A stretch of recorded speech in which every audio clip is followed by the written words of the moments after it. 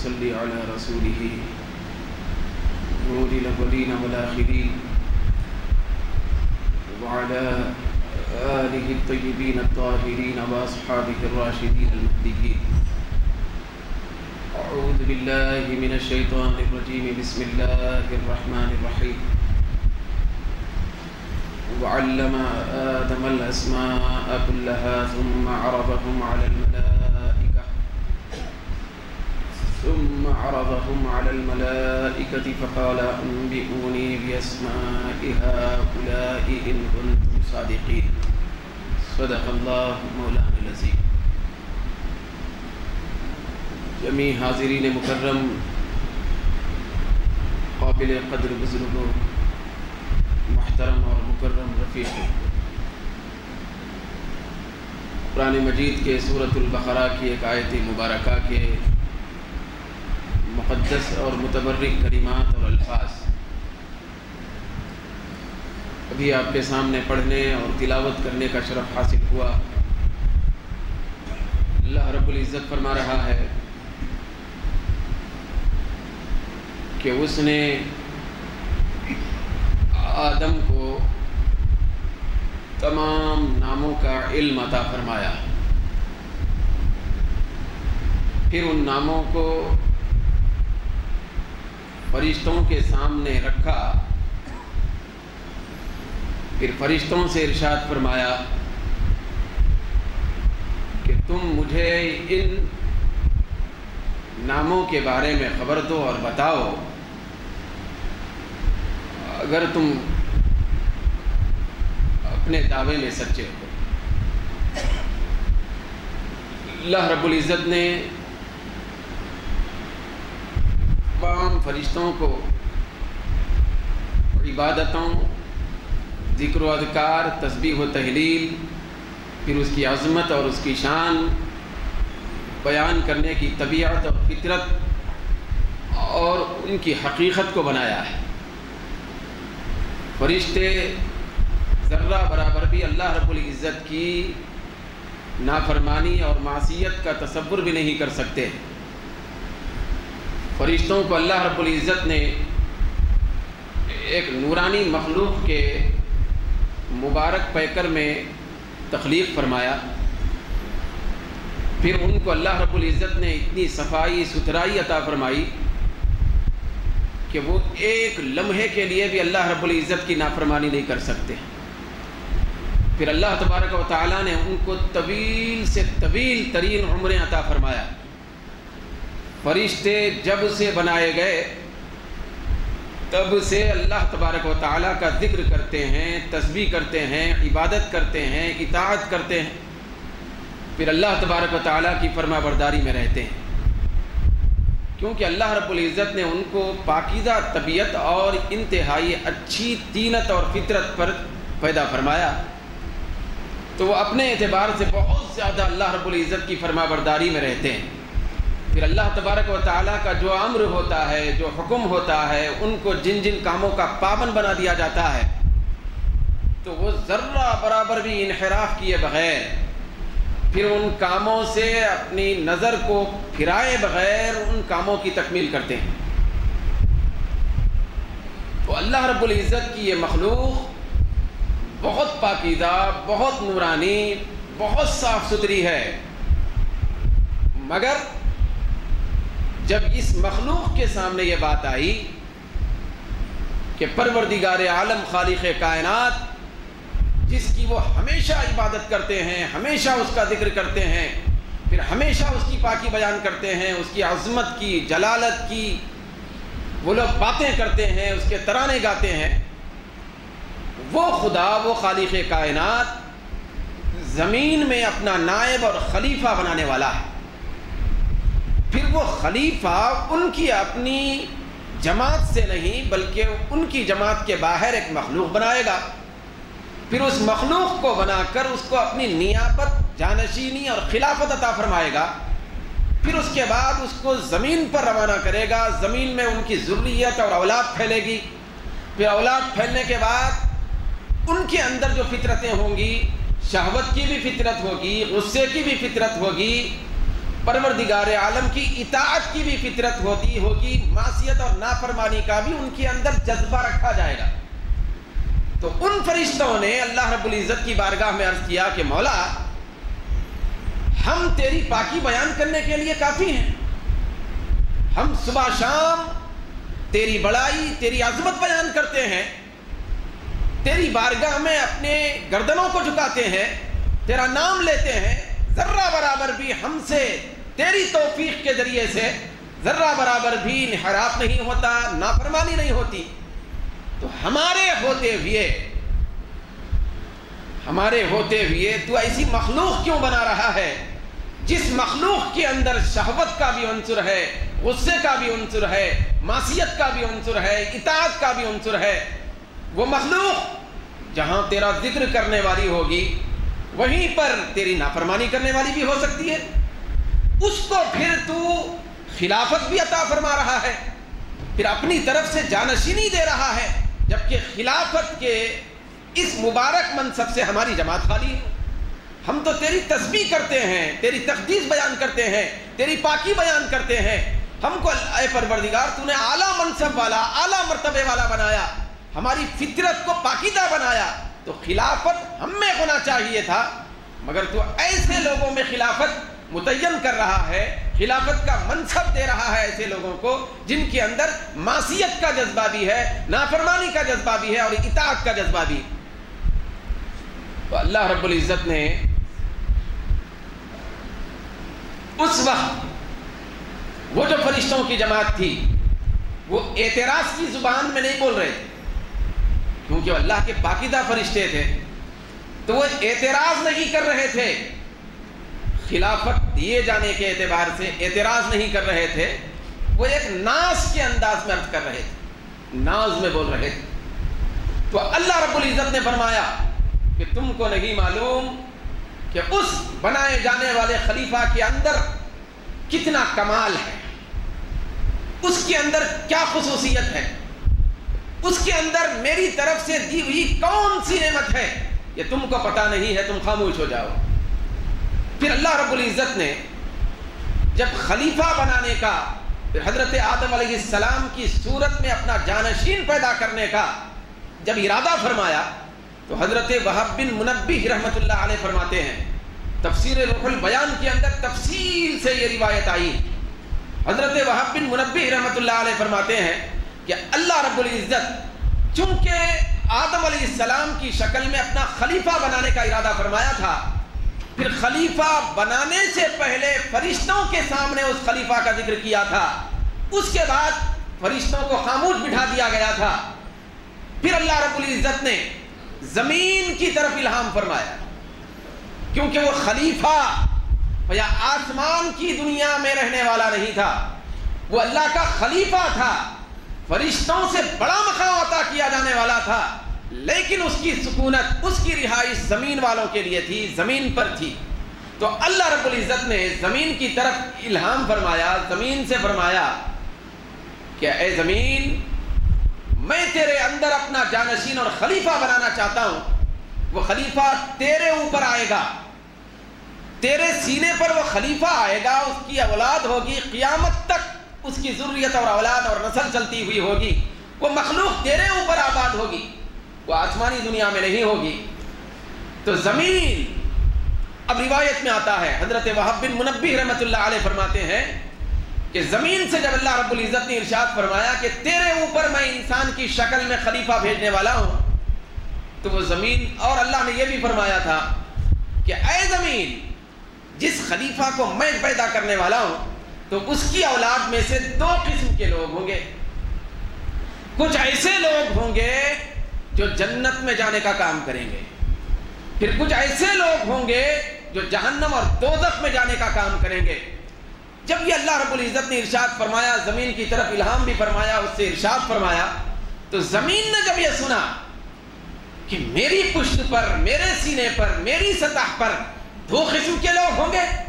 تو اس میں ایک ایسا طبقہ بھی ہوگا جو اللہ کا نافرمان ہوگا، جو اللہ کی معصیت کرے گا، جو جہنم میں لے جانے والے کام انجام دے گا۔ تو زمین رونے لگی، زمین رونے لگی، آنسو بہانے لگی، پھر اللہ رب العزت کی بارگاہ میں عرض کرنے لگی کہ مولا تم میرے اوپر ایسی مخلوق کو کیوں آباد کر رہا ہے جس مخلوق کے اندر یہ جذبہ بھی کار فرما ہے کہ وہ جہنم اور دوزخ میں جانے کے کام کرنے والے ہیں، جنت میں جانے کے کام کرنے والے ہیں، یہ تو سمجھ میں آئے گا، لیکن ایسی پاپی مخلوق، پھر ایسی گناہگار مخلوق، پھر ایسے بندے تو میرے اوپر کیوں پیدا فرما رہا ہے جو تیری نافرمانی کرنے والے ہیں، میں ان بندوں کو کیسے برداشت کروں؟ زمین رونے لگی۔ تو اللہ رب العزت نے حضرت جبریل علیہ السلام کو زمین کی طرف روانہ فرمایا۔ اب روایت میں آتا ہے زمین کو اللہ رب العزت نے فرمایا کہ تیرے اوپر دونوں قسم کے لوگ رہیں گے، یہ میرا فیصلہ ہے۔ تو زمین نے روتے ہوئے اس فیصلے کو قبول فرمایا، قبول کیا کہ پروردگار اگر تیرا فیصلہ ہے تو مجھے منظور ہے، لیکن مجھے دکھ ہے۔ زمین نے دکھ جتایا، زمین آہو بکا کرنے لگی، رونے لگی، پھر اللہ کے حکم کے آگے جھک گئی اور عرض کرنے لگی کہ مولا تیرا حکم ہے تو مجھے تسلیم ہے، لیکن میری مٹی کے اندر، میری فطرت کے اندر خوشبو ہے۔ جب وہ پاپی مخلوق آباد ہوگی، جب تیرے نافرمان بندے میرے اوپر آئیں گے تو وہ بدبودار ہوں گے، ان کے اندر سے بدبو آئے گی، کیونکہ تیری نافرمان مخلوق ہے۔ جو تیرے فرما بردار ہیں ان کے ذریعے سے تو خوشبو آئے گی، لیکن ان کے اندر سے تو بدبو آئے گی، میں کیسے برداشت کروں؟ تو اللہ رب العزت نے زمین سے اتنا فرمایا کہ میرا حکم ہے کہ تیرے اوپر دونوں قسم کی مخلوق کو آباد کرنا چاہتا ہوں، مگر نتیجتاً آخر میں میرے ان بندوں کے لیے جو تجھ سے بنائے جانے کے باوجود، تیری خوشبو سے ان کی تخلیق کیے جانے کے باوجود وہ نافرمانی کرنے کی وجہ سے بدبودار ہو جائیں گے، مگر نتیجتاً جب پلٹ کے تیرے اندر آئیں گے تو میں ان کے لیے کافور اور خوشبو اور مشک لگانے کا حکم دوں گا۔ تو میت کو جو کافور یا خوشبو لگائی جاتی ہے، وہ خوشبو اس زمین کے خاطر لگائی جاتی ہے جس زمین نے اللہ کی بارگاہ میں عرض کیا تھا کہ مولا اگر بندہ نافرمان ہے خدا نہ خواستہ تو اس کے اندر سے تو بدبو آئے گی، اس کی طبیعت متغیر ہوگی، میرے اندر سے تو پیدا ہوگا خوشبو کے ساتھ، کیونکہ مجھ سے بنایا جانے والا انسان ہے، مٹی سے بنایا جانے والا انسان ہے، لیکن مجھ میں جب آئے تو بدبو آئے گی، تو میں کیسے برداشت کروں؟ تو اسی لیے اللہ رب العزت نے حکم دیا، سرکار نے حکم دیا، جب انتقال ہو جائے، میت کو جب زمین کے اندر حوالے کر دینے کا وقت آ جائے تو اس کے اوپر کافور، مشک اور خوشبو لگا کر زمین کے حوالے کر دیا جائے، تاکہ زمین کے ساتھ اس کی موانست اور موافقت پیدا ہو جائے۔ اس تناظر میں خوشبو لگانے کا حکم ہے۔ پھر اس کے بعد پروردگار عالم نے فرمایا کہ اب میرا فیصلہ ہے، میں اپنا خلیفہ اور جانشین تو زمین میں بھیجوں گا، میرا امر ہے۔ زمین خاموش ہو گئی اور روتی رہی کہ نافرمان میرے اوپر کیسے رہیں گے، میرے اوپر کیسے رہیں گے۔ تو دوسری روایتوں میں آیا ہے کہ یہ جو زمین ہے، تو یہ زمین جب ہم صبح میں اٹھتے ہیں، صبح میں جب بیدار ہو جاتے ہیں تو ہم کو آواز دیتی ہے، ہم سے کہتی رہتی ہے، وہ اپنی زبان حال سے جس کو ہم نہیں سن سکتے ہیں، وہ زمین پکار کے کہتی ہے کہ اے اللہ کے بندے، میرے اوپر رہنے والے، میں تیرے لیے امید رکھتی ہوں کہ آج کا پورا دن اللہ کی فرما برداری میں گزارے گا تاکہ مجھے خوشی ہو جائے۔ جب ہم نافرمانی زمین پر کرتے ہیں تو زمین کو دکھ ہوتا ہے، زمین کے اوپر شدت ہوتی ہے، زمین کو تکلیف ہوتی ہے، تو ہمیں ایک طرف اللہ کو راضی کرنے اور اس کے رسول کو راضی کرنے کے کام کرنا ہے، اور جس زمین میں ہم کو جانا ہے اس زمین کے حصے کو بھی خوش رکھنے کی کوشش کرنا ہے۔ زمین کو دکھ ہوتا ہے اگر ہم برے اعمال کرتے ہیں، بھئی یہ زمین تو پاکیزہ بنائی گئی تھی، یہ زمین تو خوشبو والی تھی، لیکن ہماری پلیدگی کی وجہ سے زمین کے اندر کی خوشبو محسوس ہونے سے قاصر ہو گئی۔ پھر اس کے بعد اللہ رب العزت نے فرمایا کہ اے جبریل ادھر آؤ۔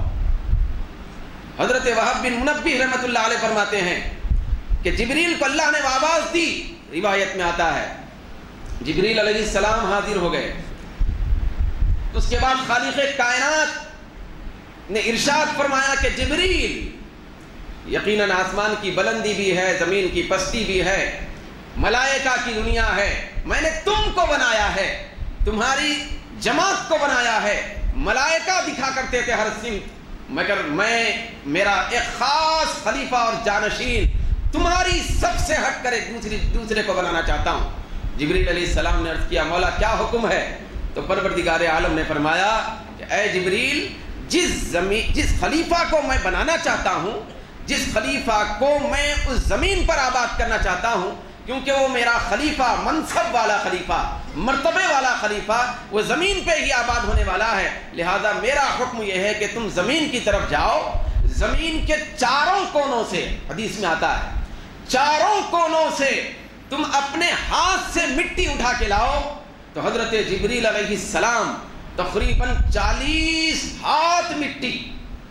40 گز تک مٹی زمین کے اندر سے سمیٹ کر چاروں سمت سے، مشرق مغرب شمال جنوب سے وہ اکٹھا کر کے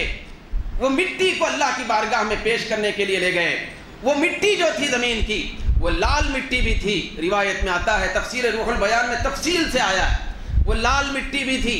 کالی مٹی بھی تھی، نرم مٹی بھی تھی، سخت مٹی بھی تھی، وہ آسان مٹی بھی تھی۔ تو لہذا وہ مٹی کو اکٹھا کر کے جبریل علیہ السلام چاروں کونوں سے جمع کر کے اللہ کی بارگاہ میں پیش کیے۔ پھر بعد میں حضرت آدم علیہ السلام کا ڈھانچہ اور ان کی شکل بنائی گئی اور ان کا سراپا بنایا گیا۔ تو چونکہ حضرت آدم علیہ السلام کی پیدائش جو ہمارے جد امجد اور ہماری اصل ہیں، ہماری اساس ہیں، ہماری بنیاد ہیں، ان کو بناتے وقت زمین کے ہر حصے سے مٹی اٹھائی گئی تھی۔ لال مٹی بھی تھی تو انسان لال بھی ہوتا ہے، کالی مٹی بھی تھی تو انسان کالا بھی ہوتا ہے، نرم مٹی بھی تھی تو انسان کے اندر نرمی بھی آتی ہے، اور سخت مٹی بھی تھی تو بعض انسان سخت مزاج بھی ہوتے ہیں۔ اس طرح ساری مٹی اکٹھا کر کے حضرت آدم علیہ السلام کا سراپا ڈھانچہ بنایا گیا۔ جب ڈھانچہ بنایا گیا تو روایت میں یہ آتا ہے کہ حضرت جبریل علیہ السلام زمین کی طرف جب آئے مٹی اکٹھا کرنے کے لیے تو زمین اس وقت بھی رو رہی تھی، کیونکہ زمین کی طرف اللہ نے الہام کر دیا تھا کہ میں ایک ایسی مخلوق بنانے والا ہوں، اور مخلوق ہی نہیں خلیفہ اور جانشین کا منصب دینے والا ہوں، ایسی مخلوق کو جس کے اندر غضب، غصہ، شہوت، اس کے ساتھ ساتھ نافرمانی کی طبیعت ہونے کے ساتھ ساتھ میری فرما برداری کی طبیعت ہوگی، نافرمانی کی بھی طبیعت ہوگی۔ تو وہ جو اللہ رب العزت نے فرمایا تھا کہ نافرمانی بھی کریں گے زمین کے اوپر لوگ، بلاخر نتیجتاً ان کو دوزخ میں جانا پڑے گا، تو زمین اس وقت سے رو رہی تھی۔ تو جبریل علیہ السلام جب پہنچے تو زمین رونے لگی، اس کے رونے کا سلسلہ جاری تھا۔ تو حضرت جبریل علیہ السلام جب مٹی کو سمیٹنے لگے تو زمین نے عرض کیا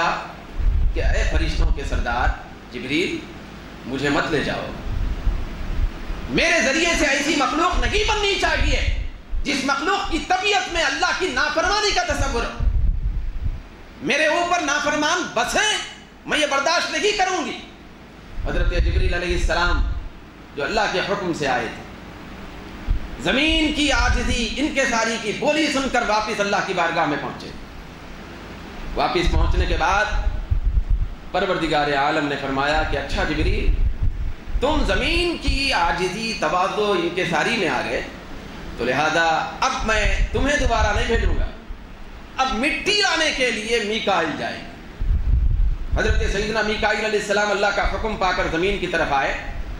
جب زمین کی طرف آئے تو انہوں نے بھی وہی کہا جو جبریل نے کہا تھا۔ زمین نے ان کو ویسے ہی جواب دیا جیسے جبریل کو انہوں نے اس زمین نے دیا تھا کہ میں نافرمان مخلوق کو میرے اوپر، میرے سینے پر، میری سطح پر برداشت نہیں کر سکتی، یہ مٹی نہ لے جائی جائے۔ تو میکائیل علیہ السلام بھی واپس آ گئے، پھر اللہ کی بارگاہ میں پہنچے، عاجزی، تواضع سن کر، دیکھ کر جب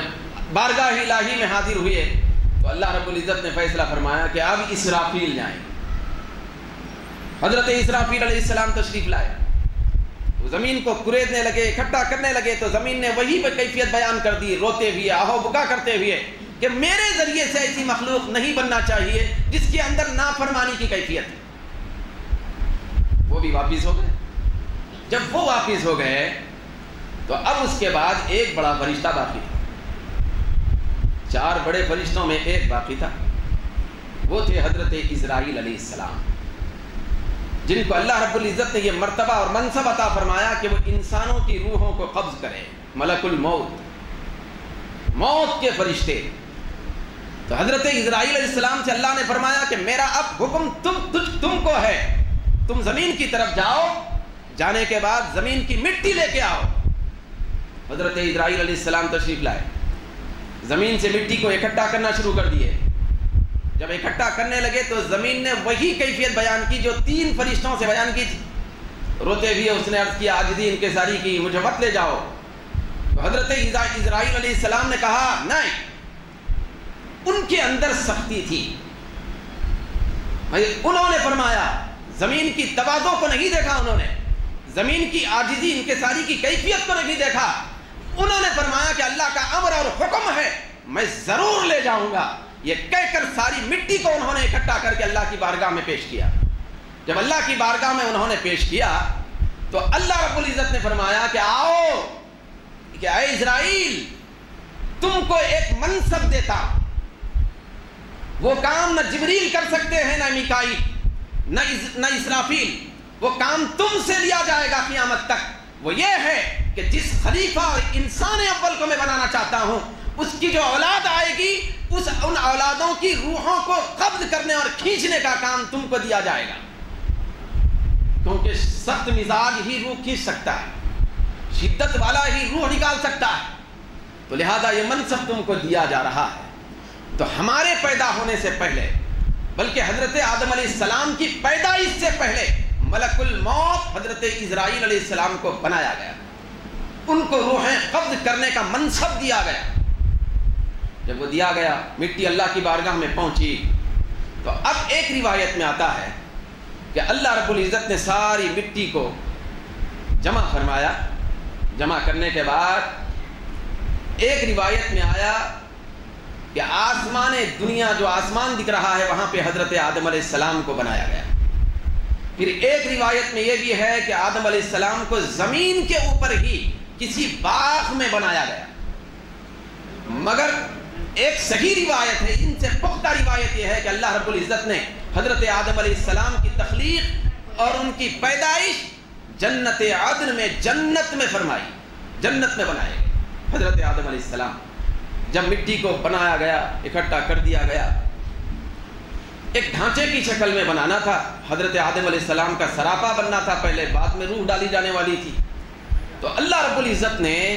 وہ ساری زمین کے نرم، گرم اور آسان، سخت، گورے کالے حصے کو اکٹھا کر کے بنانا تھا، تو ایک لنڈے کی شکل میں اس کو بنایا۔ وہ ایک مادہ تھا، میٹیریل تھا، تو اس کو اکٹھا کر کے اب روایت میں آتا ہے کہ اللہ رب العزت نے 40 دن تک وہ مادہ رکھا، اکٹھا کر کے رکھا، یہاں تک کہ وہ سارا مادہ گھٹ ہو جائے۔ 40 دن میں سے ہر دن تقریباً دنیا کے 1000 سال کے برابر تھا۔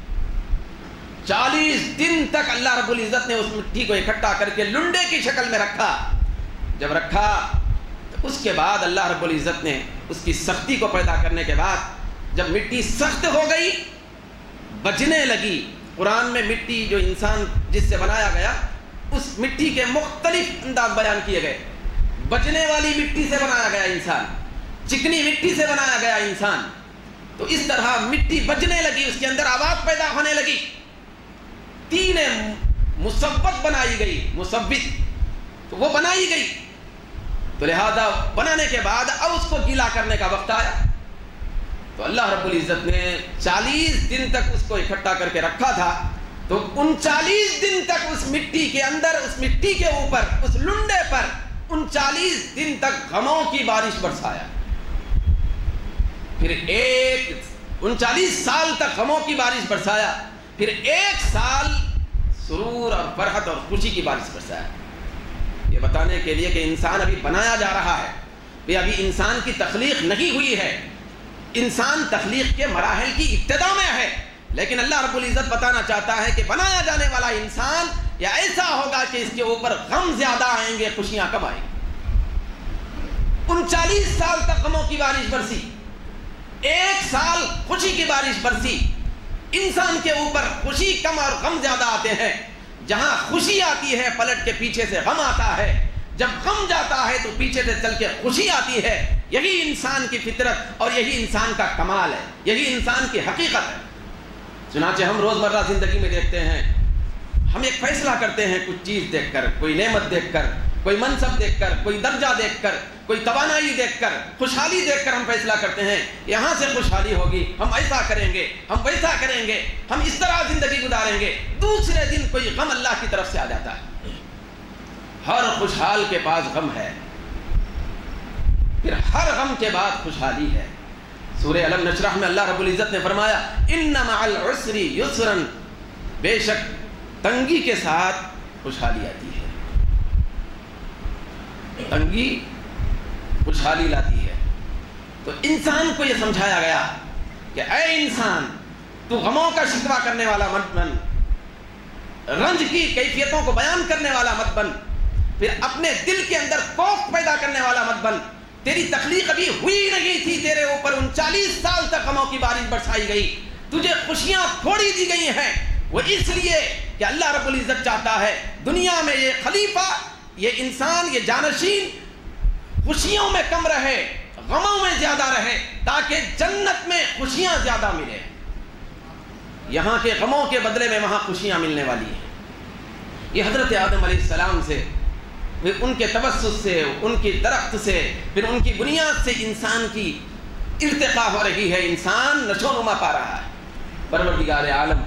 ہم سب کو اپنی حقیقت سمجھنے، پھر حقیقت کو جان کر